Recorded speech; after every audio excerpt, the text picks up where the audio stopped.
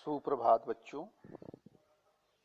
आज हम आपकी हिंदी पुस्तक काव्यखंड के अंतर्गत मीरा द्वारा रचित उनके तीसरे पद के संदर्भ, प्रसंग और उसकी व्याख्या को पढ़ेंगे। तो आइए शुरू करते हैं मीरा के इस तीसरे पद को। पहले इसका सस्वर वाचन करेंगे। आप भी मेरे साथ इसका सस्वर वाचन करें। मायरी मैं तो लियो गोविंदो मोल, कोई कहे छाने कोई कहे चुपके, लियोरी बजंता ढोल। कोई कहे मुंह घो कोई कहे सुह घो, लियोरी तराजू तोल। कोई कहे कारो कोई कहे गोरो, लियोरी अमोलक मोल। याही को सब जानत हैं, लियोरी आँखी खोल। मीरा को प्रभु दर्शन दीनियो, पूर्व जन्म कौ कौल। संदर्भ पूर्ववत होगा जैसे कल हम लोग पढ़े थे। एक बार और सुन लेते हैं। प्रस्तुत पद्यांश हमारी पाठ्य पुस्तक हिंदी के अंतर्गत संकलित पदावली नामक पाठ से ये पंक्तियां उद्धृत हैं। इसकी रचयिता या कवयित्री मीरा जी हैं। प्रसंग।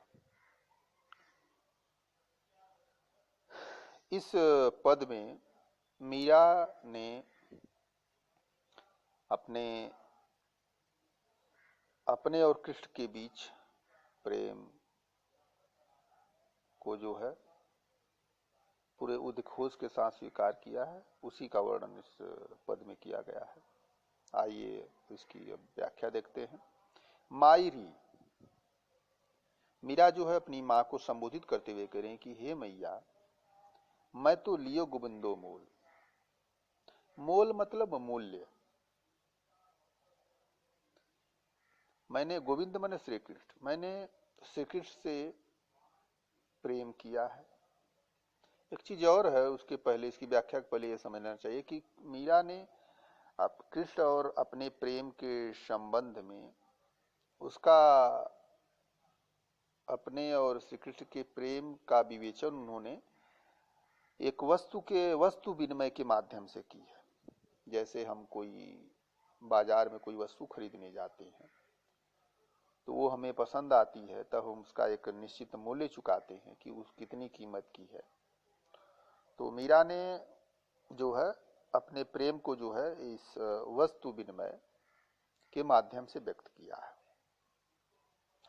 कि मायरी मैं तो लियो गोविंदो मोल। मोल मतलब मूल्य।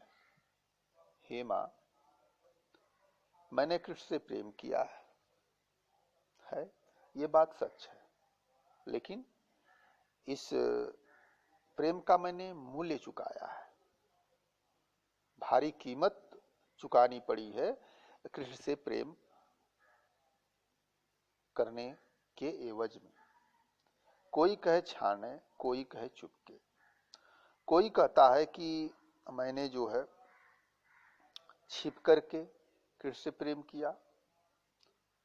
यहां छिपकर का कहने का मतलब है कि मैंने बिना किसी से बता करके मैंने श्री कृष्ण से प्रेम कर लिया या मुझे श्री कृष्ण से प्रेम हो गया। कोई कहे चुपके, और कितने लोग यह भी कहते हैं कि मैंने श्री कृष्ण से प्रेम किया तो चुपके चुपके किया, छिप करके किया। लेकिन उन लोगों का जो ये आक्षेप मेरे ऊपर है कि मैंने श्री कृष्ण से जो प्रेम किया है वह छुप करके किया है और चुपके से किया है, यह गलत है। क्योंकि लियोरी बजंता ढोल, मैंने श्री कृष्ण से प्रेम किया है तो खुल करके किया है, मैंने किसी से छिप करके नहीं किया है। मैंने डंके की चोट पर उनसे प्रेम किया और मैंने ये बातें सभी लोग के सामने मैंने स्वीकार की कि श्री कृष्ण ही मेरे पति हैं। एक चीज और, इसके पहले आप लोगों ने इनके जीवन परिचय में मीरा को पढ़ा होगा कि इनके पति का नाम भोजराज था। लेकिन उनकी मृत्यु के बाद जो है मीरा जो है अपने जितने भी पद उन्होंने गाए हैं उन पदों में जो है उन्होंने श्री कृष्ण की जो भक्ति की है, जो उपासना की है, वो पति के रूप में की है। तो मीरा ये कह रही है अपनी माँ से कि हे माँ, मैंने उनको श्री कृष्ण से या कन्हैया से मैंने छुप करके प्रेम नहीं किया, मैंने चुपके से भी नहीं किया, मैंने डंकी की चोट पर मैं ये स्वीकार करती हूँ कि मैं उनसे प्रेम करती हूँ। कोई कहे मुँह घो और कोई कहे सूह घो। मुँह घो, कितने लोग मेरे ऊपर ये आक्षेप लगाते हैं या कहते हैं कि मीरा ने श्री कृष्ण से प्रेम किया, ये तो बात सही है, लेकिन कुछ लोग मेरे ऊपर ये आरोप लगाते हैं कि यह सौदा मीरा को बड़ा मुँह घो मतलब महंगा पड़ा, और कोई कहे सूह घो, और कोई कहता है कि नहीं, यह सौदा मीरा को बड़ा सस्ता पड़ा। कोई कुछ भी कहे मेरे और श्री कृष्ण के प्रेम के संबंध में, लेकिन मैं इतनी अनाड़ी नहीं हूं। लियोरी तराजू तोल, मैंने जो है तराजू को माध्यम बना करके, इसको मतलब ये कहने का मतलब है कि मैं पूर्ण रूप से श्री कृष्ण से प्रेम का क्या परिणाम होगा, इसको मैंने हृदय के तराजू पर तौल करके मैंने जो है इसको अपनाया है। किसी के सस्ता कहने से और किसी के महंगा कहने से इसका मेरे ऊपर कोई फर्क नहीं है। मैं अपने हृदय के तराजू पर तौल करके ही श्री कृष्ण के प्रेम को अपनाया है। कोई कहे कारो कोई कहे गोरो, कितने लोग ये आरोप लगाते हैं मेरे प्रियतम प्रभु श्री कृष्ण पर कि वो काले हैं और मैं गोरी हूं। लियोरी अमोलक तोल, अमोलक मतलब होता है अमूल्य, मूल। मैंने अमूल्य वस्तु का मूल्य चुका करके मैंने श्री कृष्ण के प्रेम को अपनाया है। इसमें कोई कुछ भी कहे, इसका मेरे ऊपर कोई फर्क नहीं है। वो अपनी माँ को संबोधित कर रही हैं, हालांकि मीरा की माँ जो है बचपन में ही गुजर गई हैं, तो वो अपनी माँ को साक्षी बना करके जो है वो अपने प्रेम निवेदन को व्यक्त कर रही है। याहू को सब जानत है, लियो रे आंखी खोल, मैं ये सारी बातें जानती हूँ। याहू को, ये जो मीरा की जो भाषा है वो राजस्थानी मिश्रित जो है, राजस्थान में जो भाषा बोली जाती है वो तो यहाँ है ही। याही कू सब जानत है, इसके अलावा इसमें राजस्थानी मिश्रित ब्रज भाषा है, या राजस्थान में जो ब्रज भाषा प्रचलित है उसमें में उसी भाषा में मीरा ने जो है अपनी कविताओं को लिखा है। याहू की सब जानत है, लियोरी आंखी खोल, मैंने पूर्ण रूप से आंखें खोल करके पूरे होशो हवास में यार मैंने पूर्ण रूप से आंखें खोल करके जो है वो कृष्ण से प्रेम किया है, उनको अपनाया है। मीरा को प्रभु दर्शन दीन्यो पूर्व जन्म को कौल। मीरा जी कहती हैं कि यह पूर्व जन्म की प्रतिज्ञा है, मेरे पूर्व जन्म की प्रतिज्ञा है, या ये वचनबद्ध है श्री कृष्ण। मैंने उनको प्रतिज्ञाबद्ध या वो वचनबद्ध हैं कि वो मुझे इस जन्म में दर्शन देंगे। ठीक है, ये हो गया तीसरा पद। चौथा पद आते देखते हैं।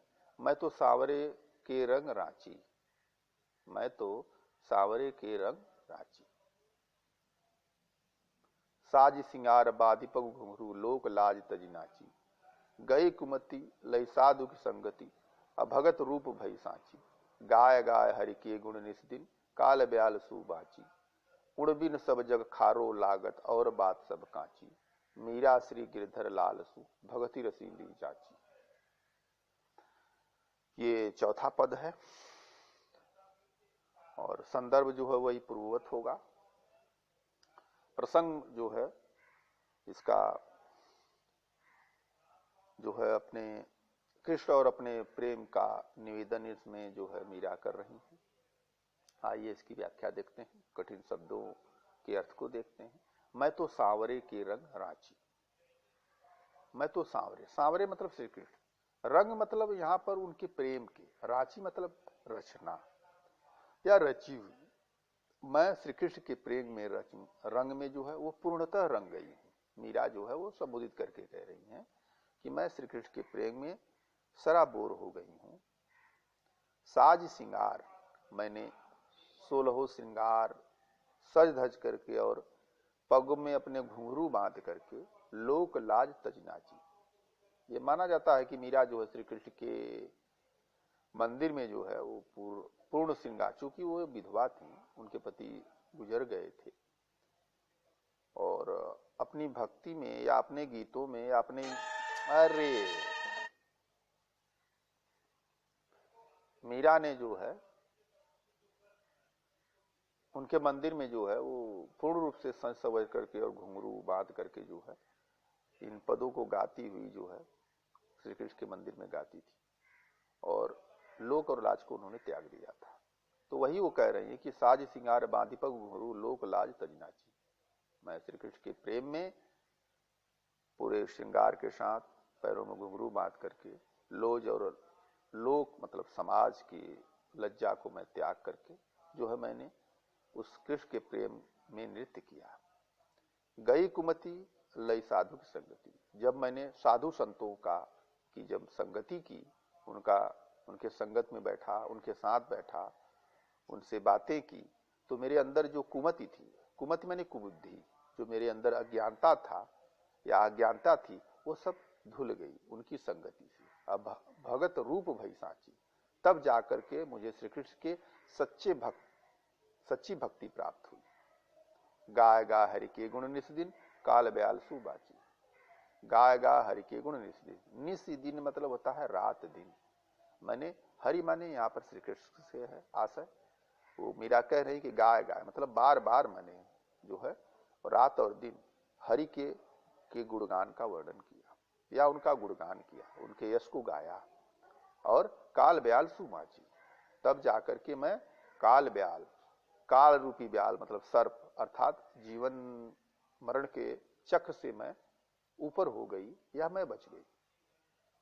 उन बिन सब जग खारो लागत, मीरा आगे कह रही है कि उन बिन मतलब यहां श्री कृष्ण से है कि श्री कृष्ण के प्रेम या उनकी भक्ति के अलावा ये सारा जग मुझे खारा मतलब नमकीन मतलब बेकार लगता है, व्यर्थ लगता है। और बात सब कांची, मीरा कह रही है कि श्री कृष्ण की भक्ति के अलग और भी कोई बात या श्री कृष्ण से इतर और भी कोई बात मुझे अच्छी नहीं लगती है, और सारी बातें मुझे व्यर्थ लगती है। सिर्फ उनकी भक्ति ही मुझे जो है वो अच्छी लगती है या उसी में मुझे आनंद आता है। मेरा श्री गिरधर लाल सु, मीरा कह रही कि मैं उसी गिरधर लाल की ही हूं, मैं श्री कृष्ण की हूं। अब भक्ति रसीली जांची, और मैं उनकी भक्ति में शराबोर हूं या मैं उनकी भक्ति में डूब गई। मीरा जो है इन पदों में यही कहना चाहती हैं। एक तरह से यह मीरा जो है अपनी भक्ति भावना को इन पदों में व्यक्त किया है। तो ये चौथा पद है, ये समाप्त हुआ। काव्य सौंदर्य में आप दोनों पदों में इसकी भाषा के रूप में जो है राजस्थानी मिश्रित ब्रज लिख सकते हैं। छंद जो है इसमें पद का प्रयोग किया, गेय पद है। और रस जो है वो भक्ति रस आप कह सकते हैं। और